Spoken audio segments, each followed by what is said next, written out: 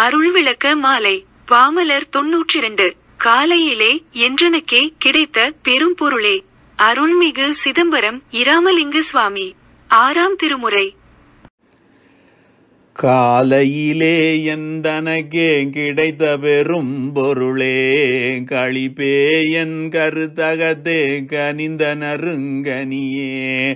மேலையிலே இம்மையிலே ஒருமையிலே தவத்தால் மேவுகின்ற பெரும் பயனாம் விளைவையலாம் தரும சாலையிலே ஒரு பகலில் தந்ததனீபதியே. சமரச சன்மார்க்க சங்கந்தலை அமர்ந்த நிதியே.